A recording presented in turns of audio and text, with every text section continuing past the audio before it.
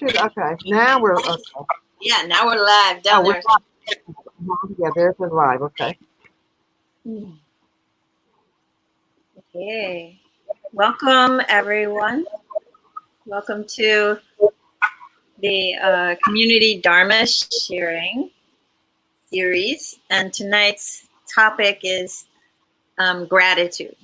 And I'm Karen Nelson, and I'm calling in from Coast Salish lands in out near Seattle, Washington, on the west coast of the United States.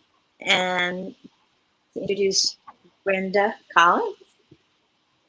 And actually, Brenda's going to lead us off with a quote. Now, just a couple more announcements about our agenda. We're going to have a few quotes and guided meditation, and then some Dharma talk and a kind of chance to dialogue and have a Q&A or comment session. And we'll use the chat for that, but also it could be possible to come on the screen if you wish to join us up here, so then we could have actual talk.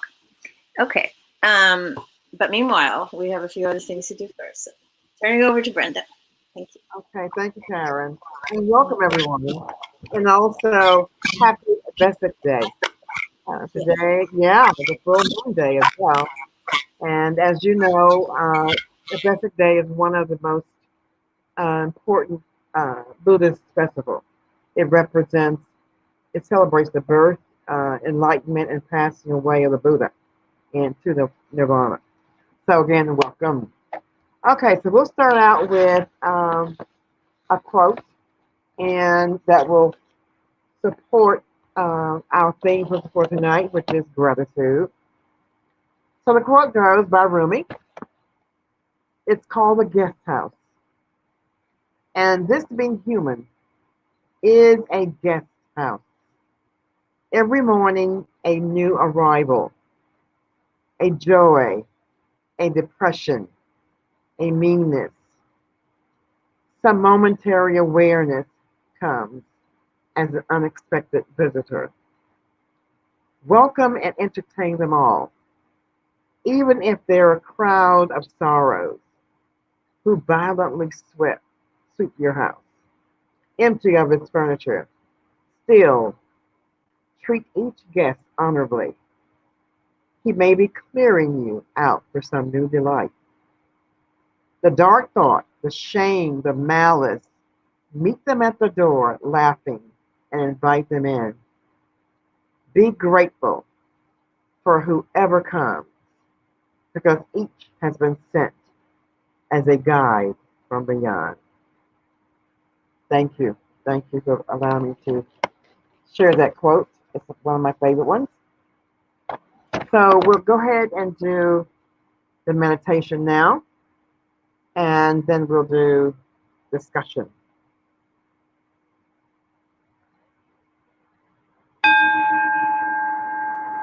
Either sit or lie down, whatever is the most comfortable. I invite you to close your eyes. However you choose to do so, you may keep them open. Take a long, slow, deep breath in and slowly exhale. Feel any tension melting away as you gradually relax deeper with each breath.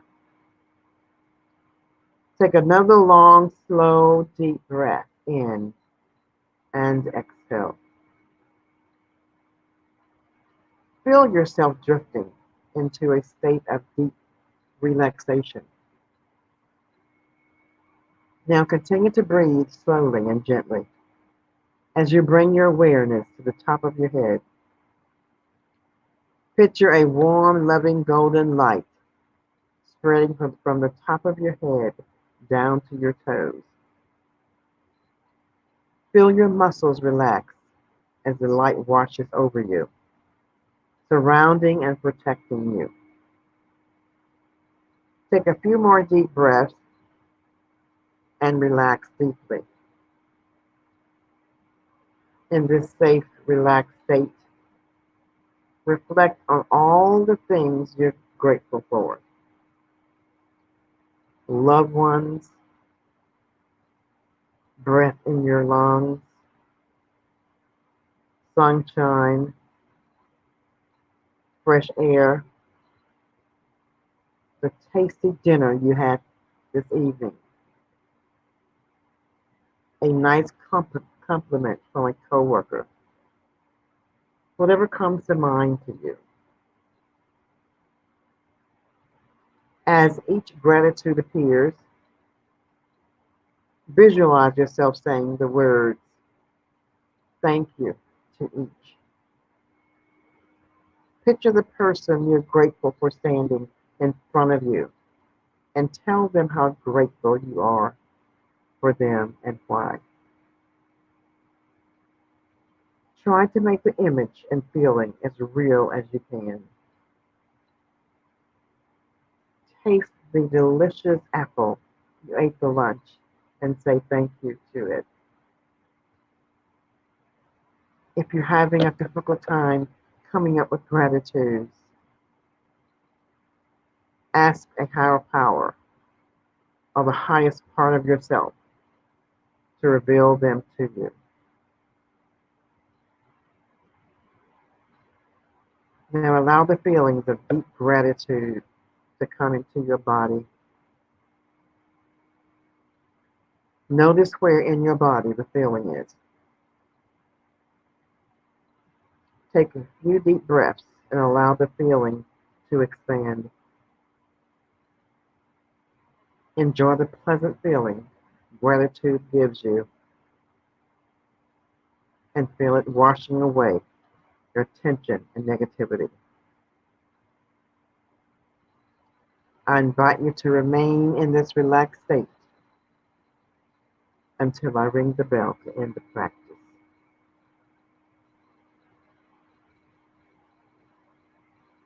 Continue to breathe slowly and gently.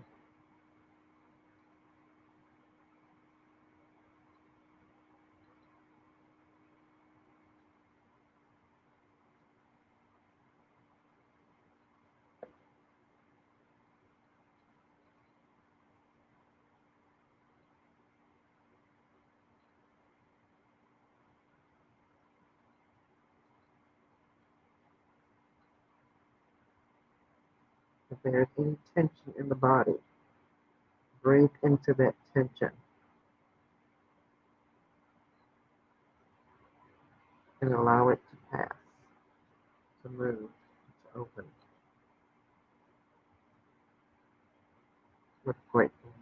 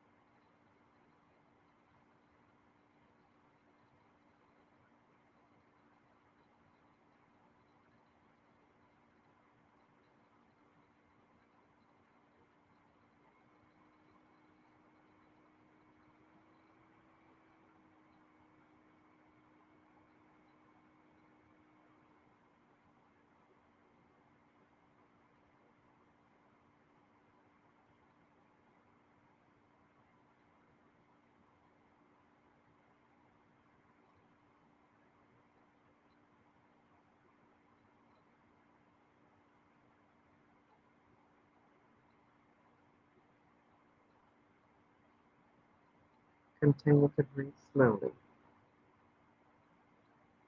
with the intention of opening the heart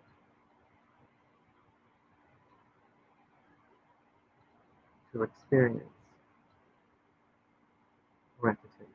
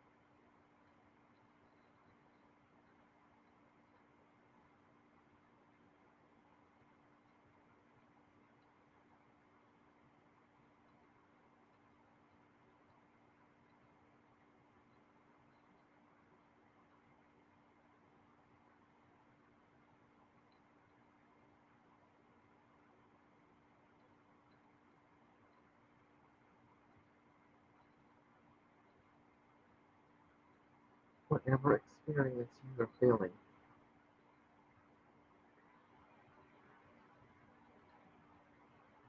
Feel it fully.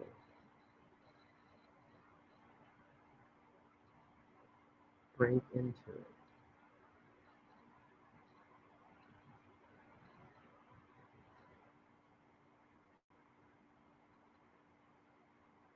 Welcome it.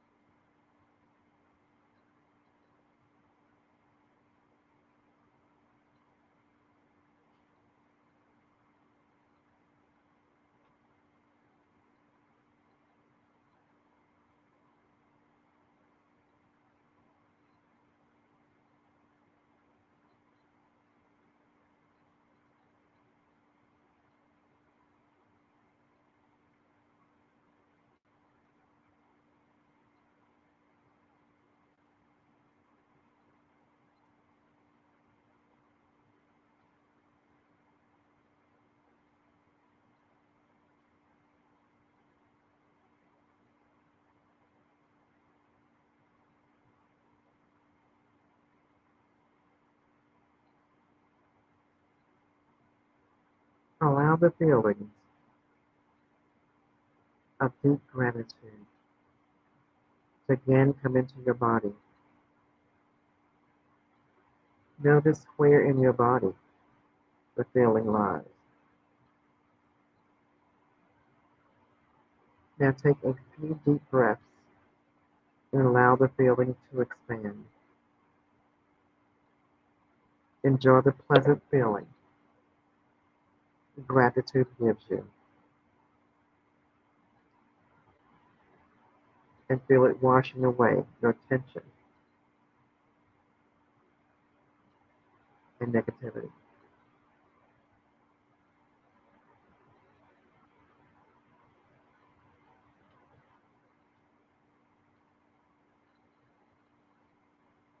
As we're about ready to end the meditation, I invite you to affirm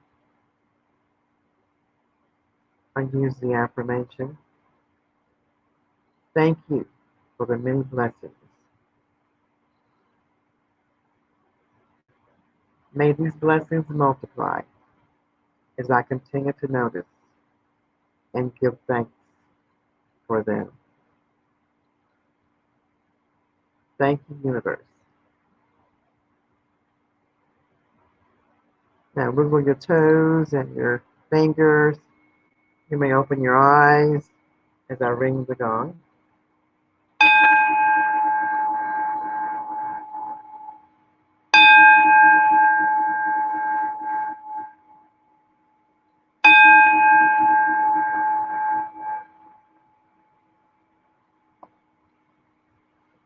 I thank you for your practice. And so, thank you. So now, Karen and I are going to talk about gratitude. I'm going to give you some concepts, some Buddhist concepts, and we'll apply them to our own experiences. Gratitude, from the Buddhist perspective, is the act of being thankful. It's the acknowledgement and appreciation for things, people, and circumstances of your life. It gives practice in developing qualities needed in meditation. The practice of concentration itself centers on the power of perception. Practicing gratitude shows how powerful perceptions can be, and it requires a particular set of perceptions about life and the world, as we call it, the right view. There are many benefits of gratitude. It strengthens relationships. It authenticates relationships. It encourages humility. It increases fulfillment. It also reduces selfishness. It improves physical and emotional well-being. Increases your empathy. And it also it strengthens actually self-esteem. Gratitude unlocks all that blocks us from really feeling truthful, feeling authentic and vulnerable and happy. All of that is allowed to reveal itself. And there are many quotes, there are many sayings about gratitude. But from my perspective, one of the most important things is the right view, seeing things as they are. And once we see things as they are, we can appreciate and be thankful for our clarity. It may not be what we want to see, but we have clarity in our view. So now I can turn it over to Karen. She'll give you some ideas, and then we'll talk about our things. Thanks, Karen.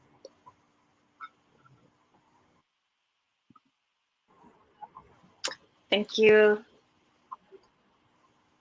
Brenda.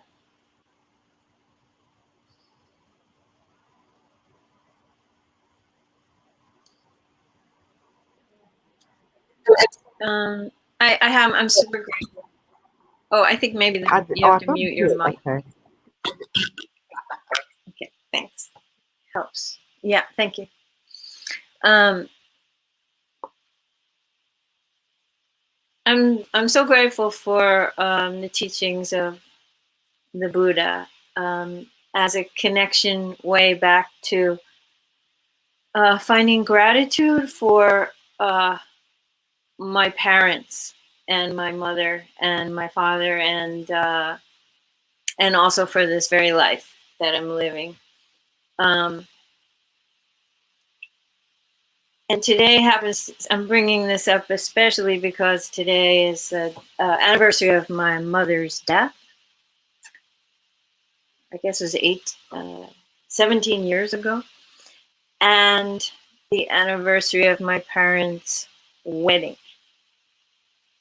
And it's the first time since my mother died that I actually kind of really feel like the desire to light a candle on her shrine. I mean, I think the first year I did, but and something about the teachings of precious human existence and what it takes to have one, to be born in a situation where I can find, or one can find, connection to teachings and wonderful guidance to fully come into being alive in whatever our situations are, and so much like a debt of gratitude in a way, the debt of, a debt of gratitude kind of owed towards the people who supported my raising up and coming into, life safely. And there's a lot of interconnection that we can keep following out from that kind of central relationship, whoever those people are in our lives that have supported our lives and continue to support our lives, seen and unseen, known and unknown. And the kind of the circles just keep going out, the ripples keep going out and out of connection to all beings. It's not that hard to make a leap to a sense of like all beings in a way. When I contemplate that, even though I don't know everyone. So I think I just wanted to bring that gratitude, because if it wasn't for those teachings, I wouldn't have felt so compelled to be with my parents as they passed from this life, and to go home and be with them and reconnect with them as an adult and kind of be with them as they passed into death. And then also, and with my mom, I wasn't there when she died, but I was with her a lot in the last years of her life, and really became a center of my life to spiral back to her. And with both my parents, I really got close to them for the first time in my life, that I felt really like we were on the same page. And I had let go of so much of needing them to be a certain way to me, and we were both accepting each other. And I just feel very grateful to the teachings, because I literally can hear a Lama Michael Conklin from Portland, uh, just kind of reminding me about that, about how that is such an important relationship. And it's interesting how gratitude also can make me feel very tender. Also can make me feel strong. Such a beautiful mix of feelings, and it would be really delightful to hear people's thoughts about that, and how that experience arises in your body. And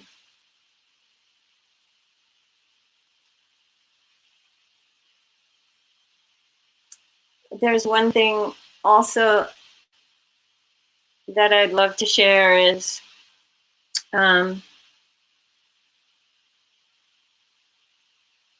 like when you were guiding us in the meditation, Miss Brenda, like the memory of a moment today of being in the yard and talking to my friend John there, and how the sunlight was hitting the leaves of the apple tree, and the white butterfly went flying by. That kind of just such a simple experience, which just in a way I was able to appreciate it more now than I did at the time. It was like it came back to be like, you kind of passed that by. Drink that in, have some of that nectar. So I think meditating on these things it really can reveal such beauty that's in our lives, everyday lives. So, thanks. I wanted to share that. Oh, you can. I'll mute now, and you can unmute. Oh, okay. Well, mine doesn't mute. Okay. I don't know what. Yeah, okay. Maybe. Okay. So I noticed the last couple of weeks my meditation practice had been uh, brief, maybe typically 30 minutes, and that's short for me. But I noticed that when I stopped the practice, it was because my thoughts went elsewhere, and I was irritated in my body about there were things going on in my body. But when I finished and I was thinking about my feelings, I realized that I was in discomfort. I was experiencing discomfort. And I would stop because I didn't want to feel discomfort. And I realized there are aspects of my life where I do the same thing because I don't want to feel discomfort.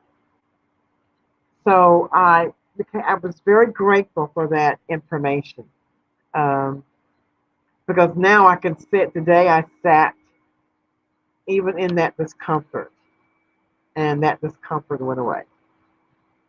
So for me, that was grateful for that knowledge, which allowed me to move beyond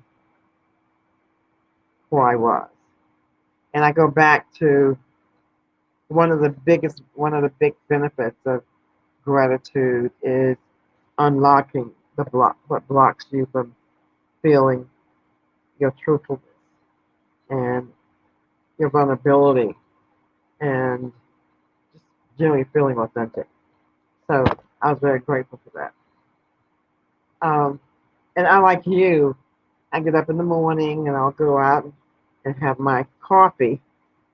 And I remember before I was, oh, my grass is cutting and this and blah, blah, blah. And I go out and I hear the birds. Um, I'm able to just feel um, the breath, the beauty of the atmosphere. It's just, and my grass looks great. Um, I'm just grateful for being able to breathe, to wake up, and I have my full body, everything I need to move in that day, in that day, this day, whatever day it is. Um, and that again gives me clarity um, because I know I have something to do, and I can do that. I can move beyond just waking up. Uh, so that I'm grateful for. I'm grateful for um, being able to have all my basic needs met. I may not have everything I want, but I have everything that I need, and that I am grateful for. I am especially thankful and grateful for the teachings, the Buddha teachings, because they have really opened me up to um, not only the simplicity of life, but also the ability to have clarity and work with whatever is going on in my life. Um, yeah, and work with it gracefully. So for that, I am very grateful. Yeah, yeah. I thank you I for love, that. thank you. I love hearing that word clarity again and again. It's really nice. And I just wanted to share another one that happened for me most recently.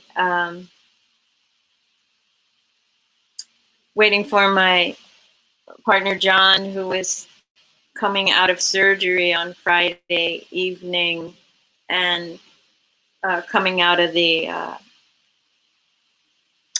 recovery space, and not being sure what was going on and what was taking so long. And the nurse had told me to pull my car up in front of the door and stuff. And it was night, um, and I had done a lot of like trying to let go of worrying and thinking about all the things that could be going on, um, and in a way it was a little bit aggressive, like kind of pushing it away, but I didn't realize it, and I think also I was kind of praying for support and asking for help and support, from you know all my refuges and circle of care, just asking for support, and at the same time worrying that we might miss the ferry home and all kinds of stuff. And but then I just kind of was a little getting impatient. So here it is. Here's the thing I want to say. Like, this feeling of impatience was like, it actually sort of raised an alarm for me that I needed to like stop, to pause, and sort of tune into what was really going on. And so I'm grateful to impatience because I stopped and I tuned in, and and let myself rest inside, and felt the fear. I felt the fear that was there. That was, I'm really out of control in this situation. This is really an unknown. Really, just don't know. And whew, it was like that, one of those moments of clarity, and also a kind of coming back into my authentic body, and also a gratitude, that gratitude just sort of naturally arising for that moment. And I opened my eyes, like it was just a few, it's like a 30-second experience maybe. Opened my eyes and they were wheeling him out of the car. I mean, and then I thought, I'm so grateful I got that learning in there before he got back. So, anyway, thank you. Do we want to open it up and see what other people might want to share? Do you have I something would else? love to open it up. Yeah. Yeah, let's go ahead and yeah, let's hear what you're thinking. Let's hear what you're thinking. If you want to come on the screen, just let us know and we'll bring you on.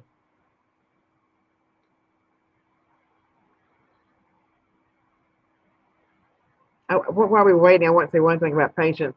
Um, Patience is a direct line to uh, gratitude. Because when you have patience, you know that you have everything you need in that moment. So your self-esteem and your truth trust comes into play, and and and as a result of that, you're grateful for the experience, because that brings it out. Yeah, yeah. So yeah, that's very good. Thank you for mentioning that. So let's hear from my friends. Tell us, what are you grateful for? And if you're not, then let's say why not. Okay. Oh, thank you, Karen. Thank you. Thank you. And we're grateful for you too, Karen. Hmm.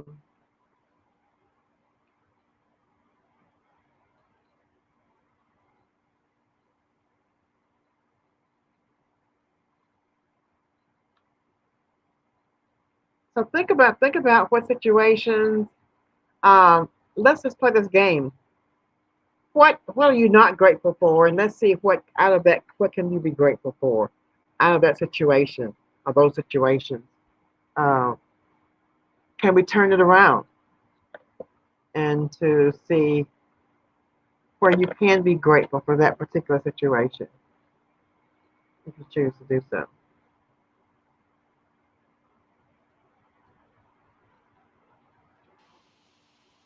That's a really nice way to put that.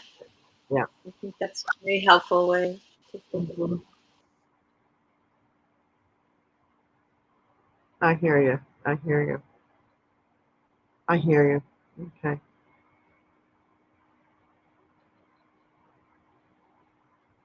Thank you for that, Karen.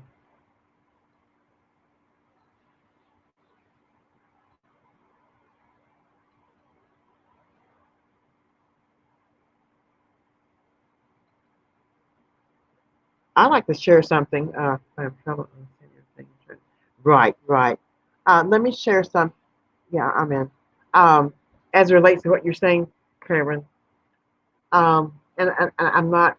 I don't want to get into politics, but I will say that the prior administration, I'm very grateful for that administration, and I'm very grateful for that administration because it brought up or the authentic environment.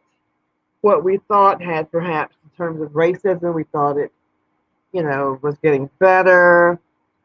Economics, we thought people were getting better, were improving economically, and in every other way as well. And so what he showed us was the reality of it, that it was not. And so for that, I appreciate him. Um, yeah. So I just want to say that again.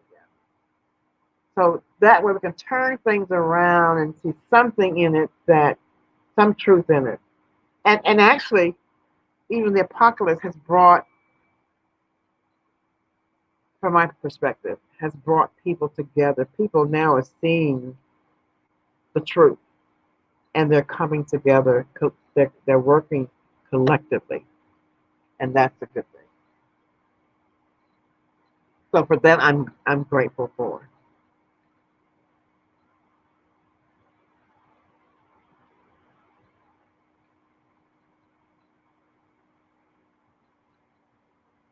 Yes,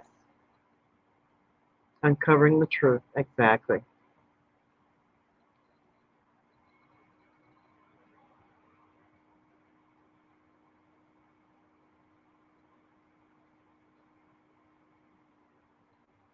Hmm. Hmm. Mm-hmm. Thank you for sharing, Corey. Mm-hmm. Yes.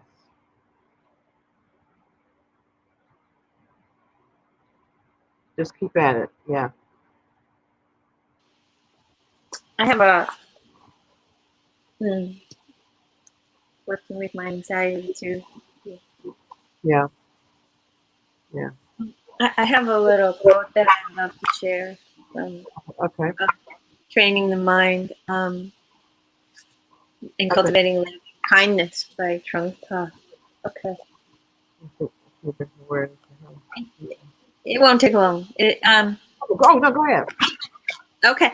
This is Okay. to say, without the world, without the world, this world, we cannot attain enlightenment. There would be no journey. By rejecting the world, we would be rejecting the ground and rejecting the path.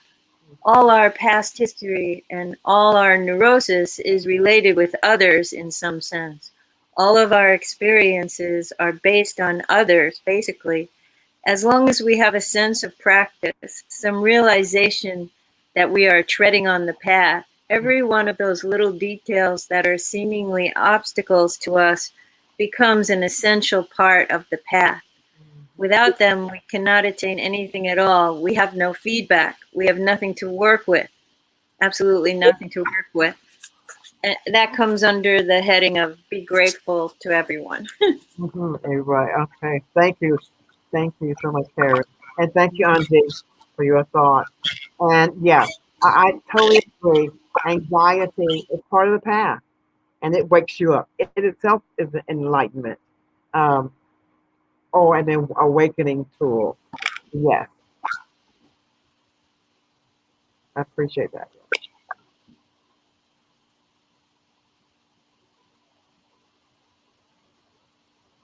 Yes. Gr- Anxiety can also open the door uh, up to your wisdom. Uh, so be grateful. Be grateful. Because it is a door. It's a door. Once you open that, get into that anxiety, there's wisdom there for you. As we talked about last week, I think a week before last, um, there's a gift in that anxiety, which is wisdom.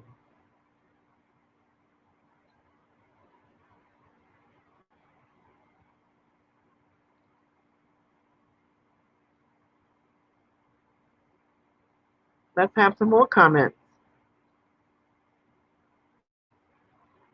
Again, if you'd like to come on screen, let us know, and we will bring you on screen.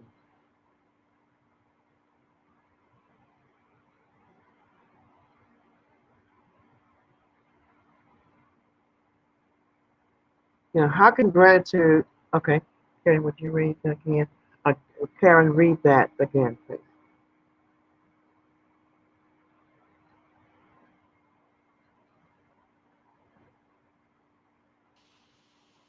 All right.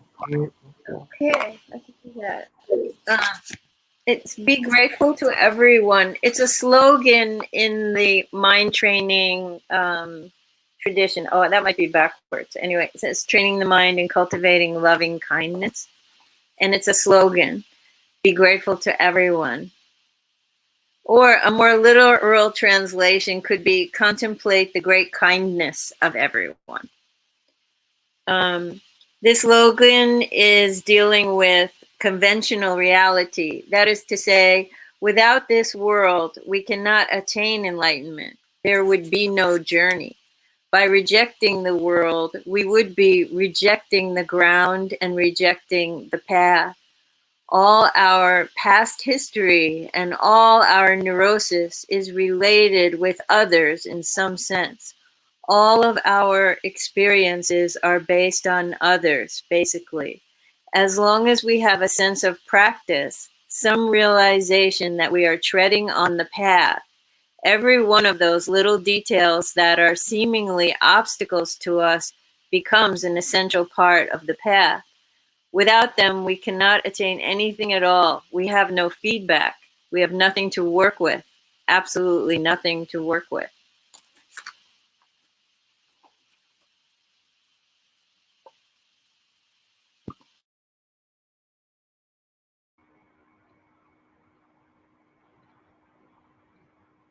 And can we be kind to everyone? What are your thoughts about that? Can we be kind to everyone?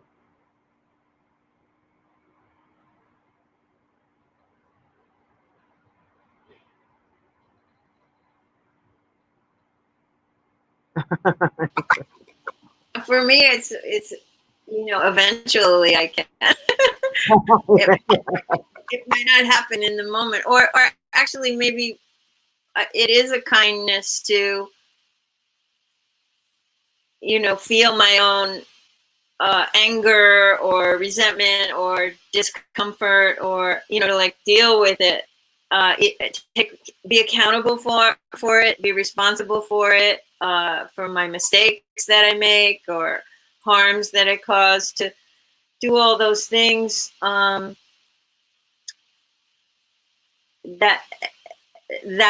then I can eventually be grateful to the situations that I get into, and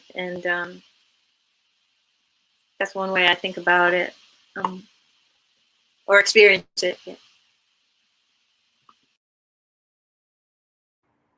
And even the situations we get into, we can still have be thankful, have gratitude for the experience, for whatever it is, because we come out knowing something. We've gained something, some wisdom from the experience. Yeah. Which again is part of the path. And then Corey says, the lines of experience and neurosis. Okay. Uh-huh. That. I'm I'm going to read this out, Corey, because I like this a lot. The line, all our experiences and all our neuroses are related to others. It's interesting to me. It opens another door toward gratitude, toward difficult mental states for me, in that they give us another way to relate to others. Very good, Corey. Yeah. And for that, you're grateful. Hmm. Thank you for sharing that. Hmm.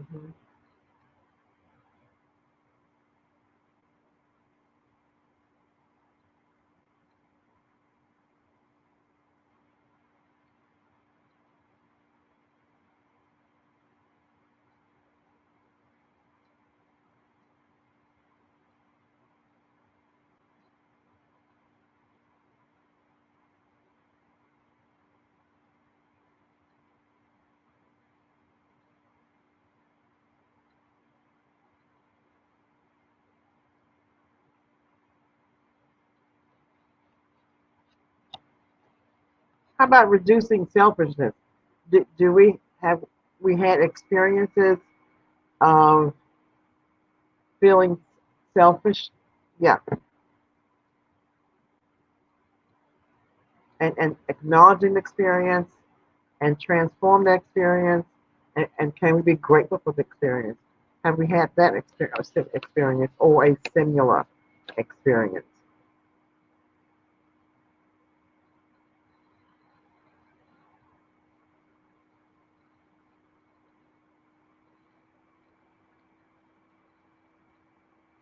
And another common experience is authenticating one's relationship with other people, with others.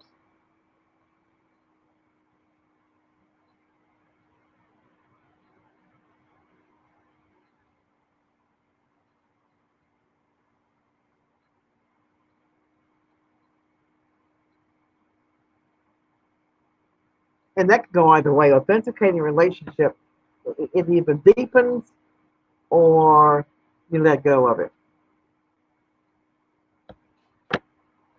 And so, can we be grateful for those two things? You're able to see either a healthy relationship or an unhealthy relationship with someone. And the ability to uh, transcend both. Either you let go of the unhealthy one, or you strengthen and build on the healthy one. And can you be grateful for that?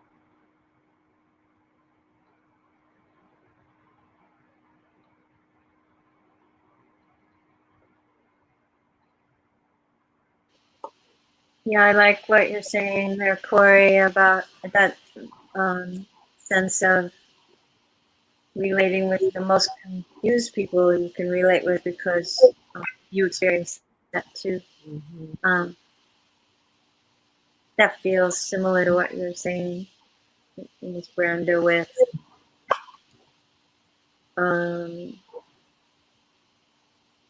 like, even if you're ending something, there's a trust Mm-hmm. involved in that. The person you're distancing from is also going to be doing their thing. You know what you understand that you're both in a process Mm-hmm. somehow, and trusting everyone has their path Mm-hmm. that they're walking on, or moving on. We have to be walking, we could be rolling. Yeah. So trusting that, like, following what's authentic for myself Mm-hmm. is the best way.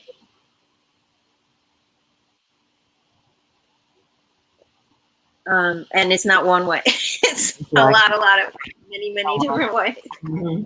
Yes. that aren't even always known. Yes. I Yes. mean, are definitely not known. They're being revealed as the growing and the going happen. It's that clarity you're talking about, that window Mm-hmm. Mm-hmm. opening to what's happening. Mm-hmm. And we can also open to what's happening in a more compassionate way. So we're not reacting. Um, we're just opening up in a more compassionate, empathetic way. Yeah.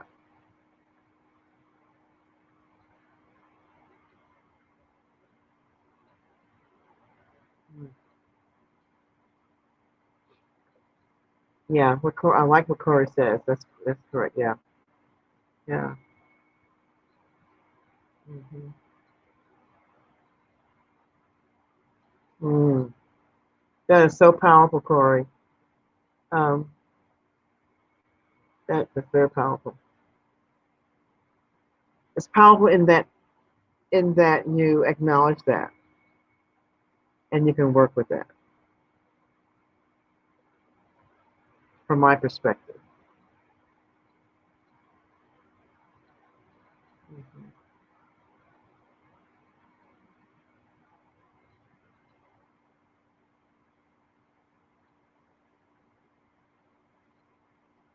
Mm-hmm. Mm-hmm.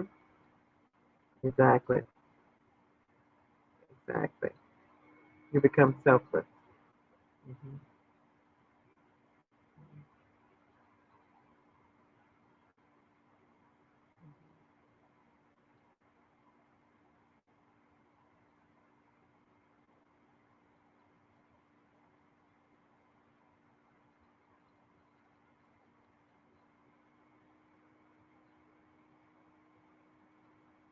Mm. There's a saying that um, Confucius says, I was complaining that I had no shoes till I saw a man with no feet.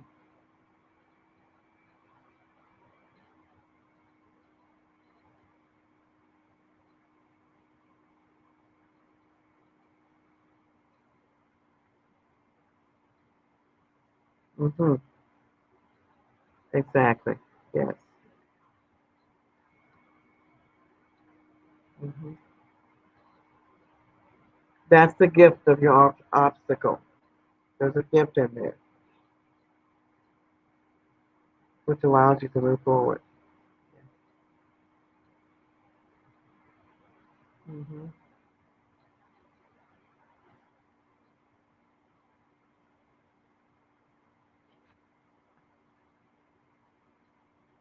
You have something to say, Carol.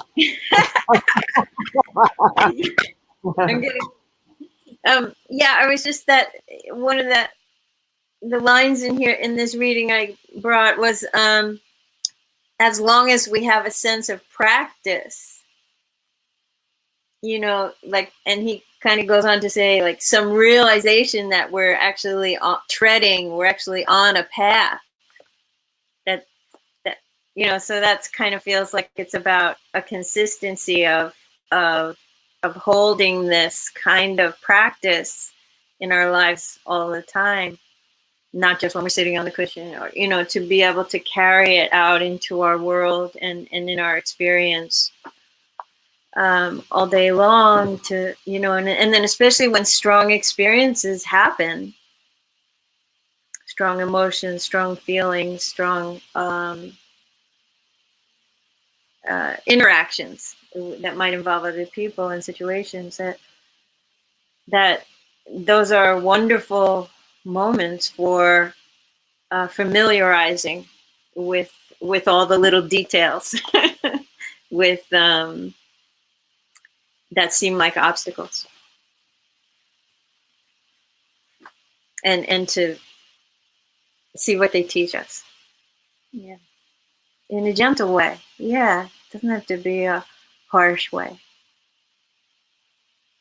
It can be gentle. I mean, it can be as much as, like, picking up the book and all the papers fall on the floor. Like, how do I treat myself in that moment? How do I treat the book? Oh, I love that you said to thank the apple.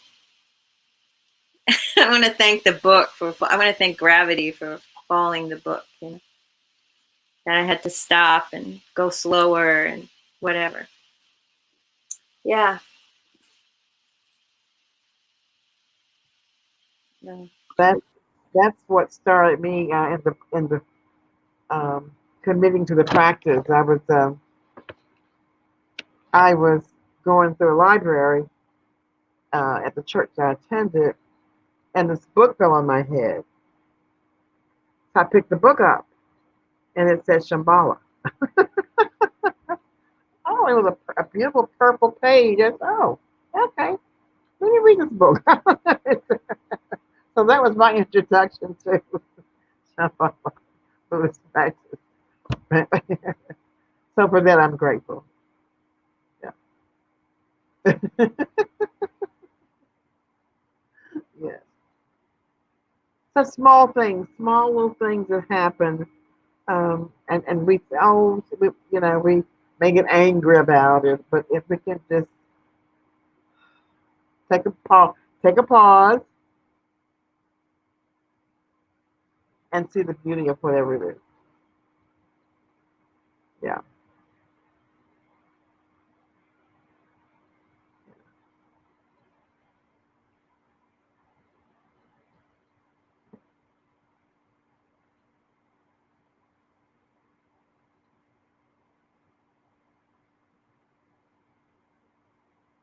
We'd like to hear some more experiences.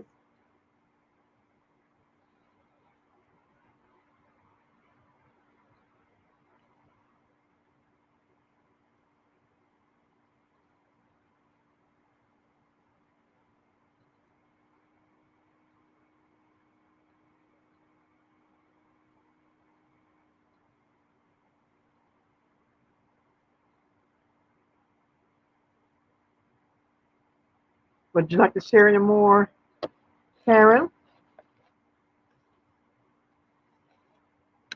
Do you have anything else you want to share? Yeah, Oh, okay.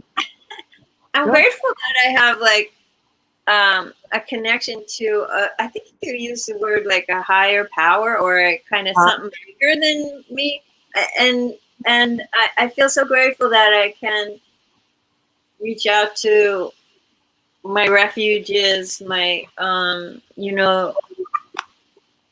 Buddhas and Bodhisattvas, and sense of, I mean, even the word God, whatever that means, you know, or some Tara, my, not my, I mean, the mother, the Dakinis. I'm just so grateful that to have a spiritual, like, willingness Uh-huh. to be open to something Mm-hmm. that's bigger than me. Yeah. And I have a poem from Rumi to read. Oh, my favorite. The first. Okay, and that I was thinking of it as a little bit of like a dedication, even maybe, but we could add on a dedication when that time comes. But maybe that will provoke a little more conversation if I could find where it went. Okay. Wait, it is. Okay, great. Thank you. Okay. Thank you. You know, one of the big things for me is to be able to appreciate every aspect of my life, all of my experiences. Once how we criticize, we say, well, we should have done that, or that should have happened. Um, and I remember I used to love to, when I was a child, I used to love to listen to classical music. And they would say, well, you need to be playing with a doll. You should play with a doll. Or, why are you in, blah, blah, blah. And so some of the things I used to do, I used to love to skate with the boys. And why are you skating with the boys. And that's what's something wrong with me. People keep criticizing me. And so now because of the teachings, I am grateful for every aspect of my life. Um, and I can see the interconnection of every aspect of my life, which has brought me to this moment.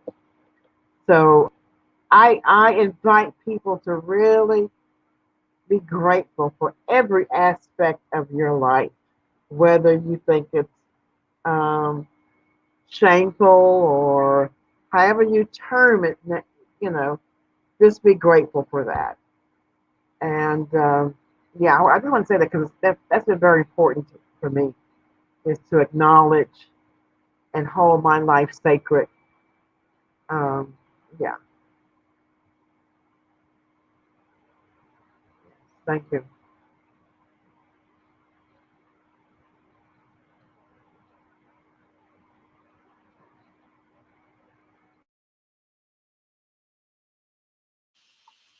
Okay. All right. This poem is called "Cast All Your Votes for Dancing." I know the voice of depression still calls to you. I know those habits that can ruin your life still send their invitations. But you are with the friend now, and you look so much stronger. You can stay that way and even bloom. Keep squeezing drops of the sun from your prayers and work and music, and from your companions' beautiful laughter. Keep squeezing drops of the sun from the sacred hands and glance of your beloved, and, my dear, from the most insignificant movements of your own holy body.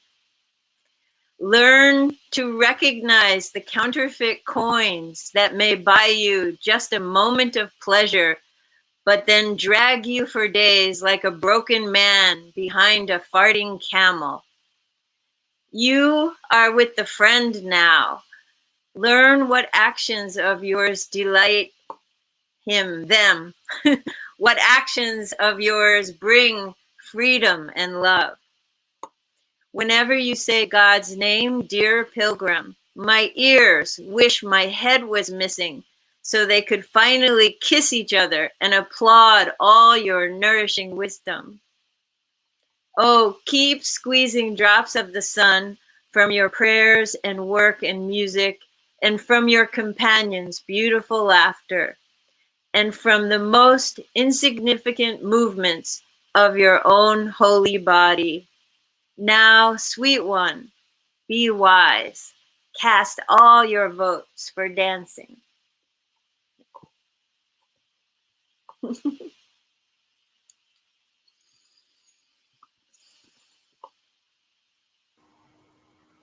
Oh, thank you.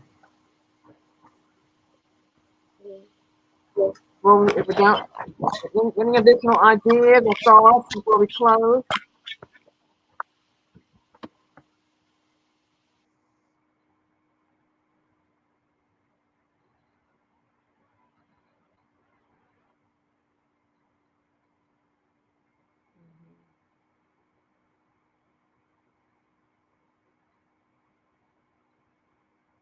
So I'll go ahead and read the dedication of merit.